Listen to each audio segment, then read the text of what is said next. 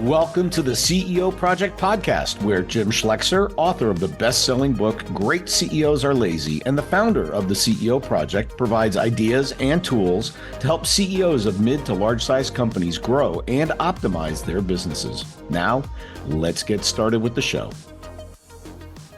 Welcome, everybody, to the CEO Project Podcast. My name is Jim Schlexer. I am your host. I'm also the founder of the CEO Project. Well, we have a really interesting guest today. His name is Philippe Bouissou. He's the founder and CEO of Blue Dots Partners. I'm going to read a little bit of his resume because, oh my God, it's so impressive. We could be here for a really long time. But he has a name that resonates through the heart of Silicon Valley. For over 3 years, he has been on the cutting edge, donning hats of entrepreneur, CEO, and venture capitalist. He's been on 23 boards, and he's written a book called Aligning the Dots, which we're going to spend some time talking about today. He's also done a TED Talk that has over 1 million views, something we can all aspire to. And his storied career includes launching and scaling Apple's e-commerce business from $0 to $350 million under Steve Jobs. He's done over 240 management consulting projects, and as a venture capitalist, he invested for $44 million, generating double-digit cash-on-cash returns. I need to talk to you about my portfolio. He has a BS in mathematics, an MS in physics, and a PhD in nonlinear physics and chaos theory, which might make him appropriate to help run our government at the moment. So, Philippe, welcome. Thank you, Jim. It's a pleasure being on your show. Thank you so much again. Oh, thank you for coming. I'm excited to talk to you about this. You know, before we got on, we talked about how people spend so much time on strategy development, and that's the sexy, cool, fun part. And then they kind of gap on execution. And that's really where you went with your book here of Aligning the Dots, is how do you really get clear about what you're trying to do, for whom, to deliver an exceptional experience, and fairly methodical in your approach. What got you to sort of this conceptual model that you developed? Because it's really quite cool. Well, I think it's being pragmatic, right? I've been a CEO and an entrepreneur and a board member, as you mentioned, and I always wake up and obsessed about what do I do on Monday morning at 8 o'clock to make the business better, to make the business grow, to hire the best people, or to come up with the best product, or to optimize my pricing. And I think that many management consulting firms and consultants tends to just give you advice that's kind of blue ocean strategic, long term, but it's not actionable, it's not pragmatic. And I think there's nothing fundamentally wrong with that, but I don't think it's very helpful in terms of growing the business short term and building a successful business. So Yeah, fabulous. And I did like how pragmatic, what you're doing. It's funny you say I woke up at 8 o'clock sometimes I'd wake up at 3 in the morning thinking about how to grow the business. I didn't wait till 8 because I couldn't sleep. But let's talk a little bit about the sort of high-level orientation. You had 4 alignment axes that a business needs to think about. And we do talk about how do you align the business to the value proposition, which is very aligned to what you did here. And start with the pain and the claim. So let's talk about that. And I think maybe dig a bit into how do we really understand the pain the client's having, and that it's a real pain that they will really pay money to fix. To help us understand that, because that feels like so foundational. You don't have that, you don't have anything, right? That's right. Yes, that's absolutely right. So let me just step back a little bit. Please. The reason I started to think about alignment is because I wanted to try to address a fundamental, very difficult, vexing problem that everybody has, which is what do I do on Monday morning at 8 o'clock to grow the business? Yep. And the reason I'm focusing on growth is because it's the only way to create and sustain value of a business. And if you're not growing faster than your market, then it means your competition is eating your lunch, you're losing market share, and you're not creating value. Yep. Now, there are a lot of businesses on this planet that don't need to grow because, first of all, they can't, and secondly, it's because they don't have to. And let me give you an example. If you're a restaurant owner, you haven't raised any money, so you don't have investors, you don't have a board, and what matters to you is not growing, is the predictability of your cash flow. And by the way, you cannot grow because if you wanted to double your revenue, you would have to double the number of tables, which you can because the fire guys wouldn't like it. Yeah. Or you have to double your pricing, which you can because your customers wouldn't come back.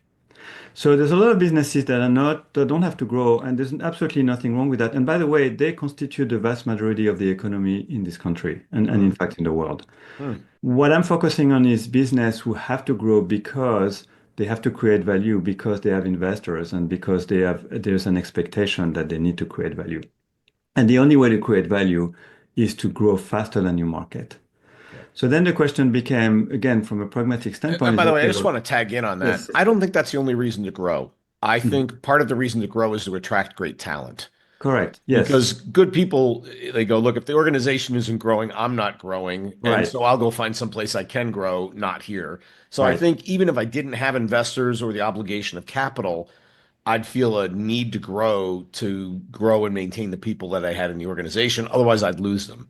That's right. And they join the organization because they believe there is a value creation proposition, right? Mhm. So it comes back to value creation.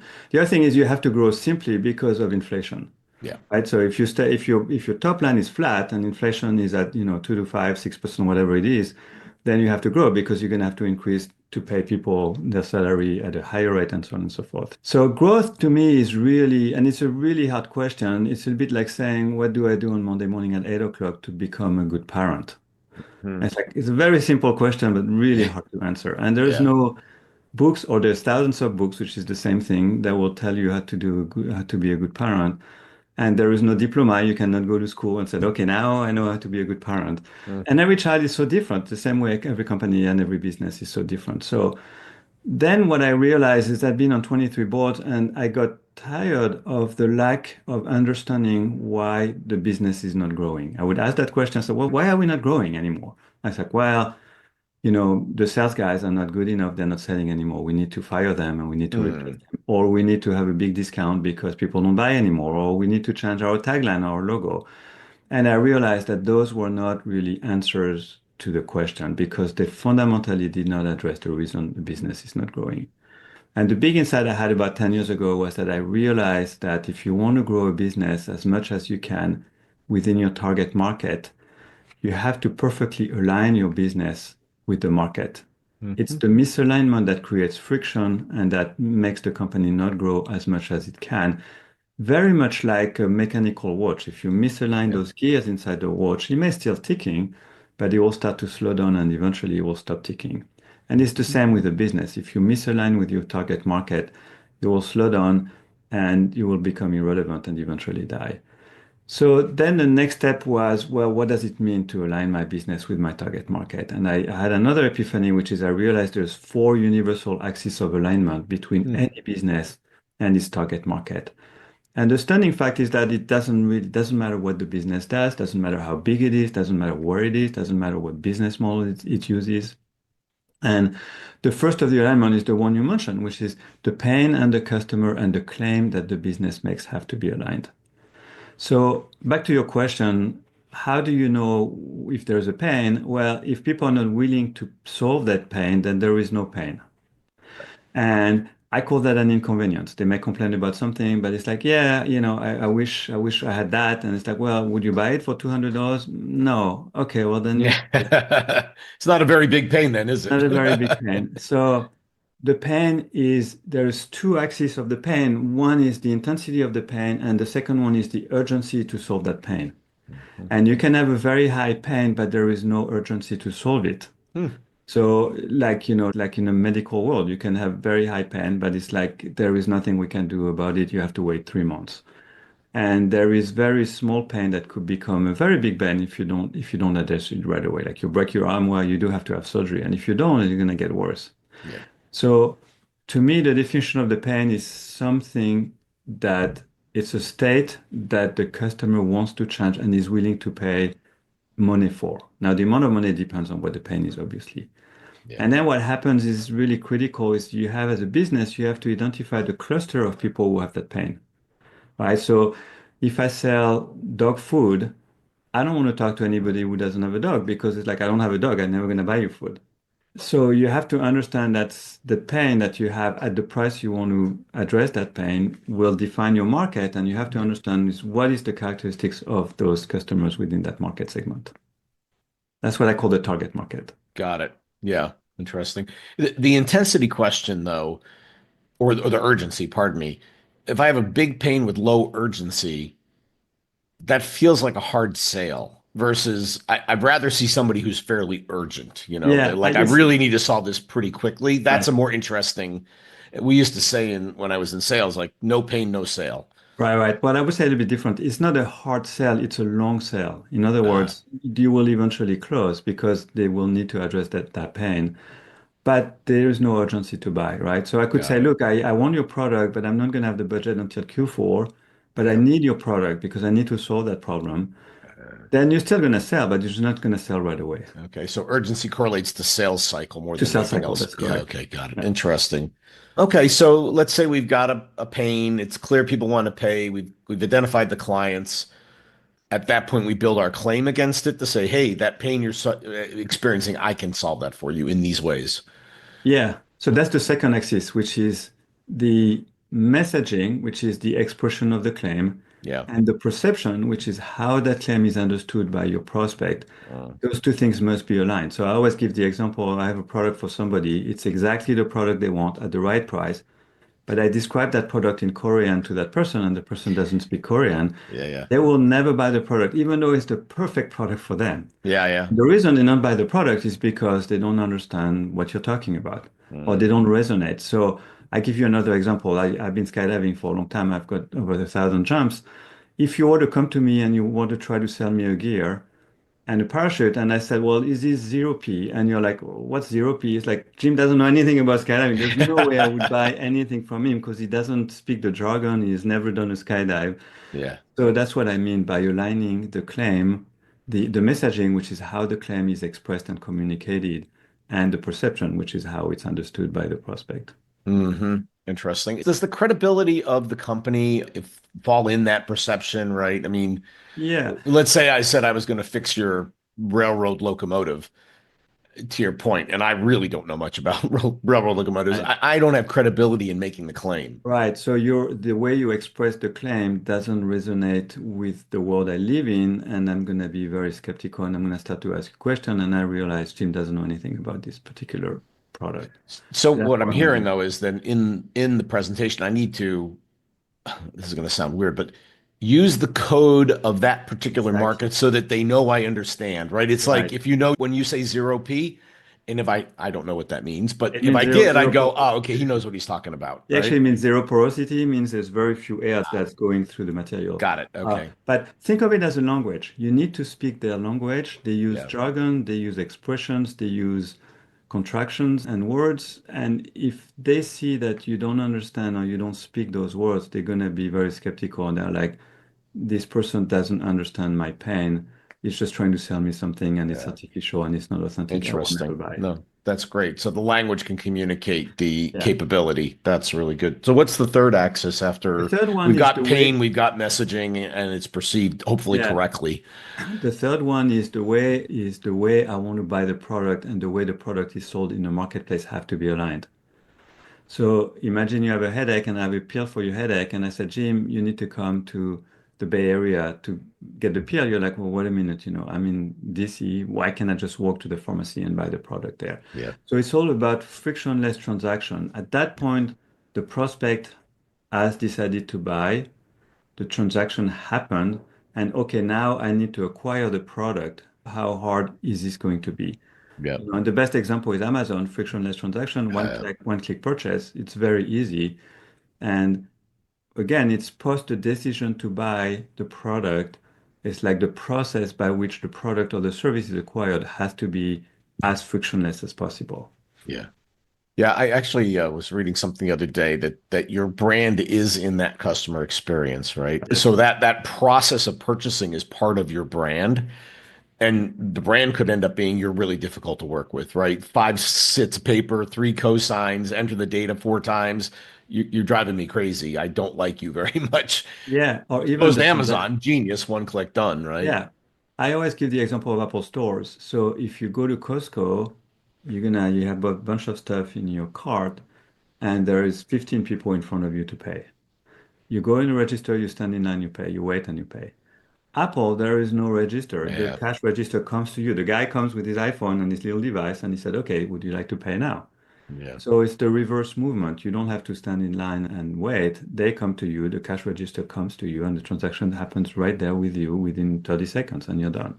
Yeah. That's a good example of frictionless I transaction. remember years ago when returning rental cars, you probably remember it as well. Yeah, You have to go to the counter, you have to give them the yeah, paperwork, you have to write down how much gas you had and your mileage. And now they show up, they go beep, beep, okay, you're done. I'm like, yeah. oh my God.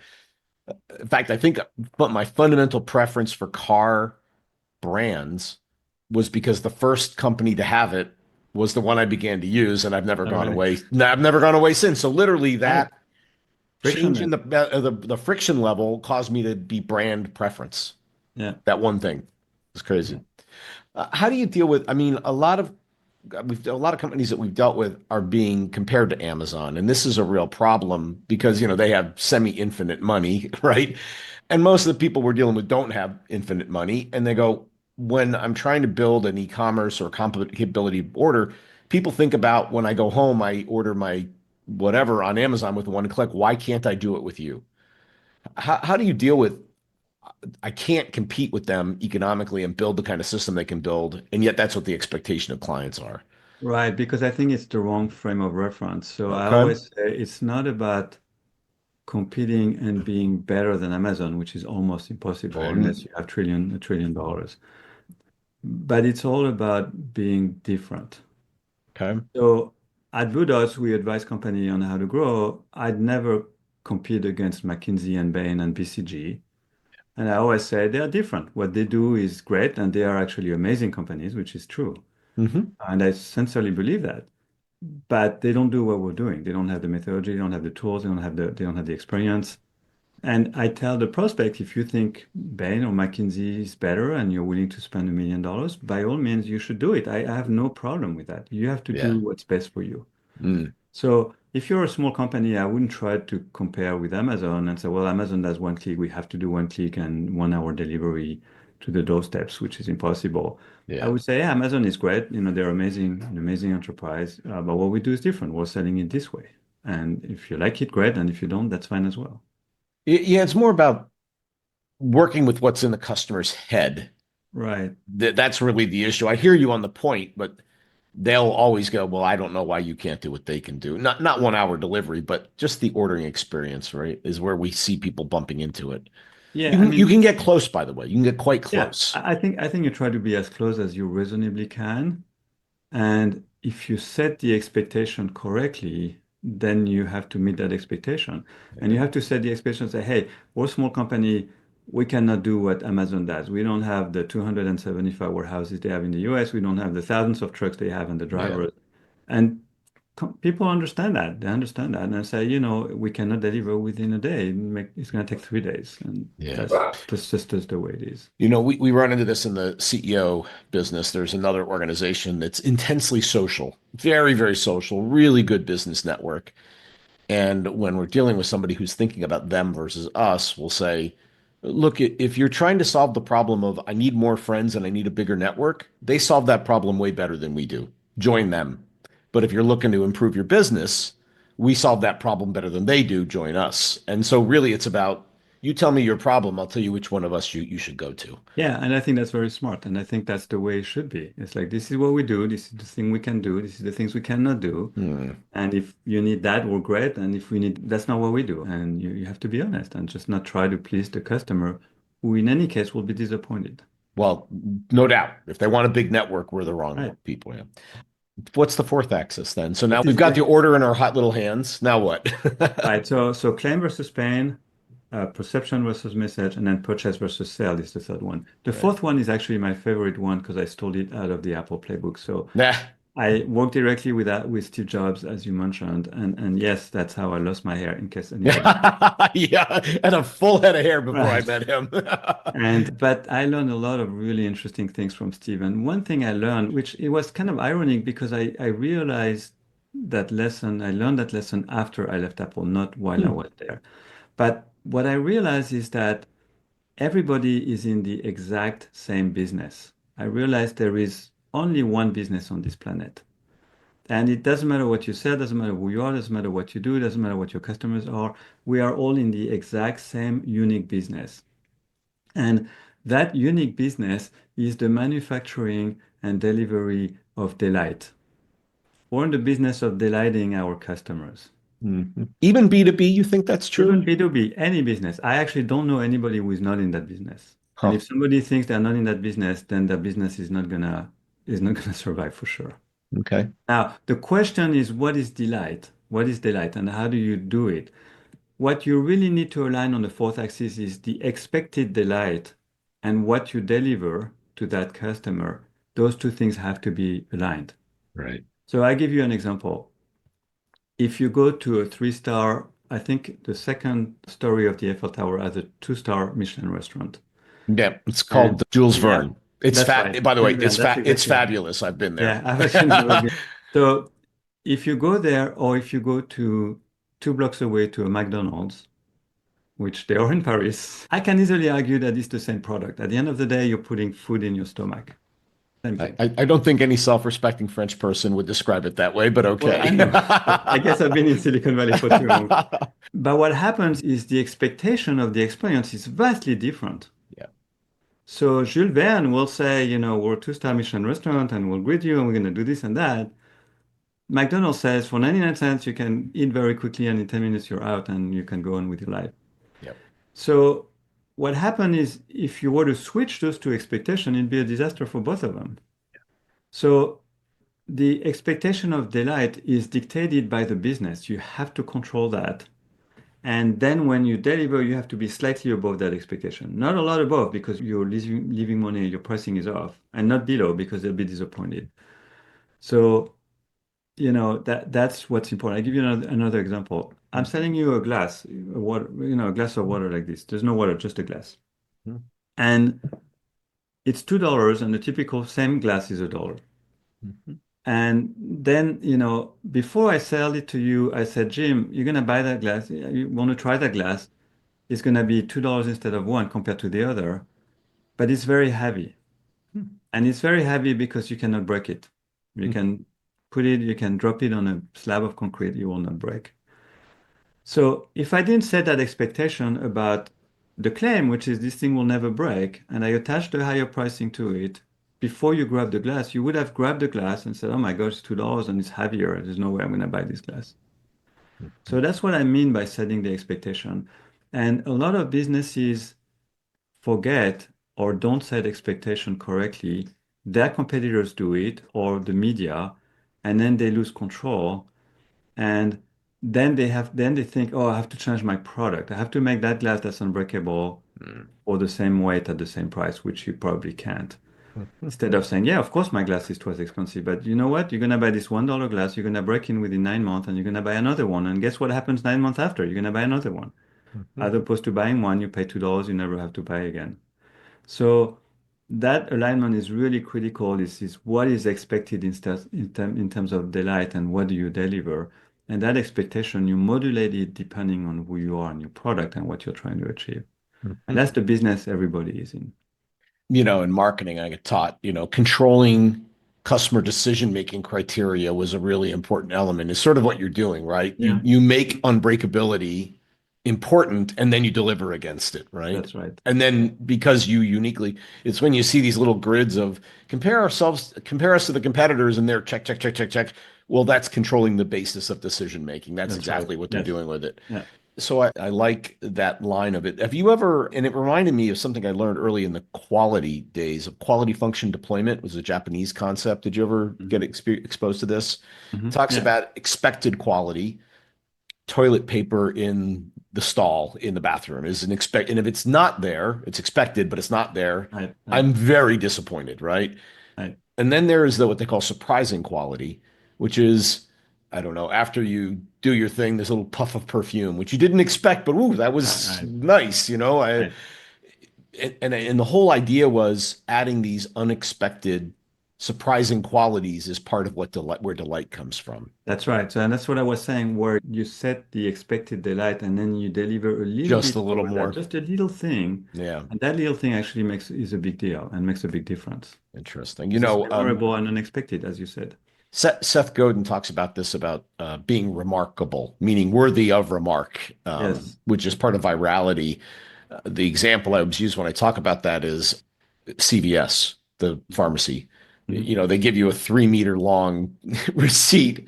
Do they Right, need to? No, but it's remarkable. I literally, if you went on TikTok and said CVS receipt, I bet you'd see a million videos that they've created for 2 cents a paper, basically. It's crazy. right. Great for the planet, right? Well, not so much. Yeah. Right.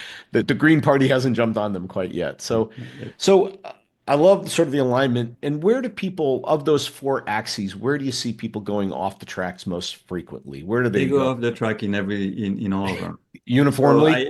it's interesting that question comes a lot, and I always Mm. said, okay, let me get this right. I'm a doctor.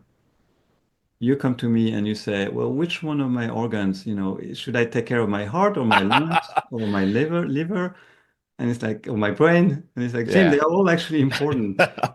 So sometimes we see companies where the first axis is very misaligned. Sometimes the second and third are great. The fourth one is bad. I mean, we've seen all combinations possible. So Yeah.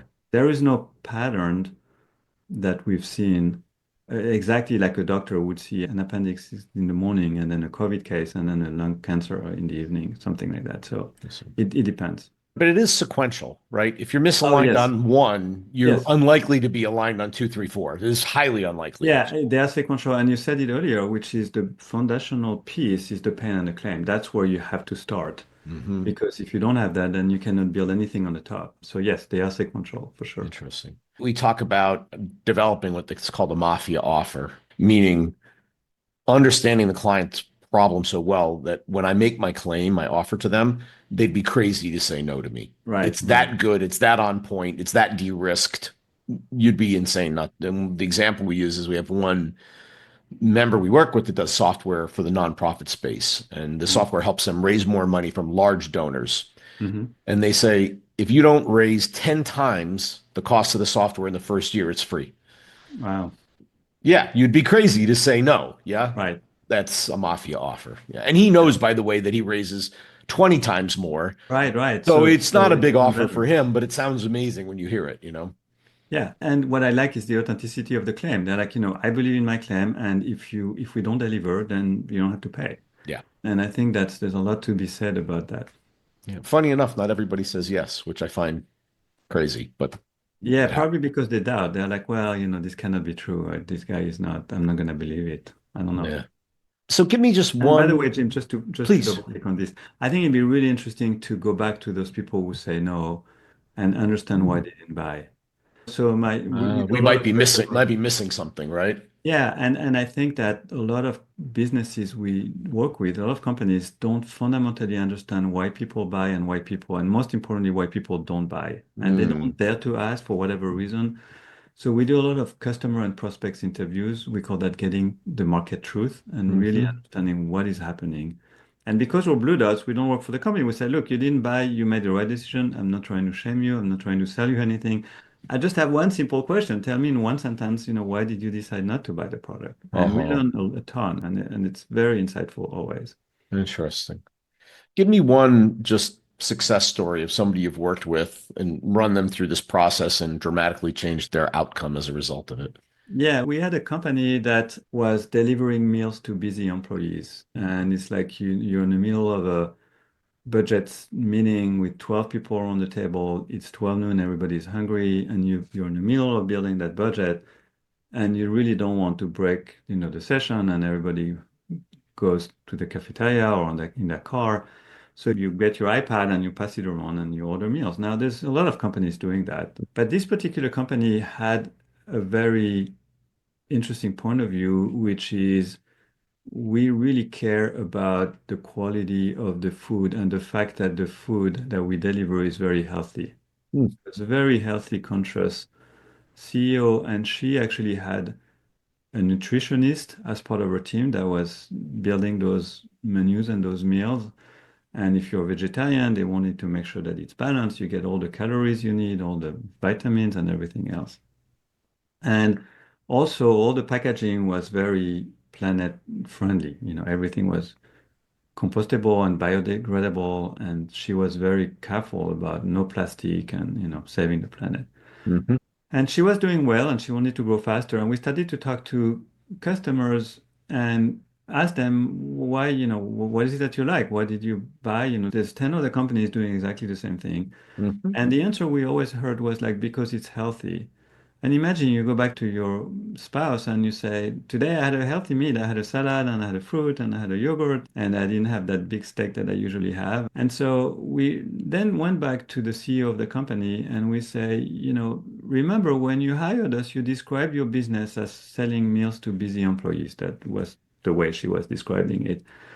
And we told her, we said, you're not in that business. And she was Oh, surprised. And she said, well, what business am I in? And we say, you're in the business of prolonging life and making people happier. uh, nice. And so there is no doubt that if you eat healthy, you live longer. There's thousands of studies there. And then you're also helping save the planet because everything is biodegradable. So we went back and we just changed the positioning on the second axis and we say, we are here to deliver meals to your busy employees so that they can be happier and live longer. And in fact, we actually printed, back to the conversation we had earlier, we printed the list of all the competitors Ah, and she was selling to HR. So HR would buy for the entire company. yep. And we were saying, if you want to buy greasy food or anything that's not good, those companies are terrific. They are great in unhealthy food. It's greasy, it's hard to digest, it's great for the cholesterol level. Please buy from them or you can buy us because this is how we do it. And by the Uh, way, if you want them to continue to pollute the planet, those companies are terrific. And we would literally give the list of all the competitors.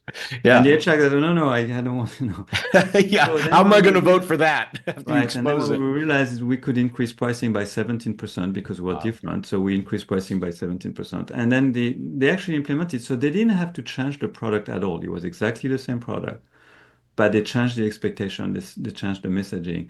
And after they implemented our growth playbook, they started to grow again. And the company was very successfully acquired not too long after. So Wow. That's a great story and really derived from customer understanding, yeah, And I think all of exactly. us, many of us, miss why customers actually buy or don't buy. I think that's really insightful. Yeah. It's good. Yeah. Well, Philippe has written a book, Aligning the Dots, New Paradigm to Grow Any Business. You can get this. Where can we get this, It's Philippe? on Amazon. It's probably the Amazon. one click. Yeah, when I published my first book, I'm like, well, where should I get it in bookstores? And I thought, when was the last time I bought a business book anywhere Good question. besides Amazon? I'm like, that's the only place I need to be. So pick up his book on Amazon. What if somebody wants to work with your organization, Blue Dots, and they want to dig deeper on some of these concepts, Philippe? What's the best Well, way I, to I get a mean, they hold of can you? go to bluedotspartners.com, which is our website, and they can connect with me on LinkedIn. It's probably the best way to do it. And then just say, I listen to the podcast, can we talk? And be happy to do that. And so I'm pretty easy to reach. Perfect. Awesome. Well, thank you so much for taking the Oh, thank you, time Jim. and spending it with us. Thank you. Yeah, it was delightful and really enjoyed it. And I love your show and thank you for having me on Oh, it. thank you. Yeah. And next time we're in Paris, we'll go to the Jules Verne, not the That would McDonald's. be fantastic. Well, thank you everybody for joining us today. We really appreciate it. And we will see you next time on the CEO Project Podcast. Thanks a lot. Thanks for listening to the CEO Project Podcast. We'll see you next time. Be sure to subscribe to get all the future episodes and check out our website, www.theceoproject.com.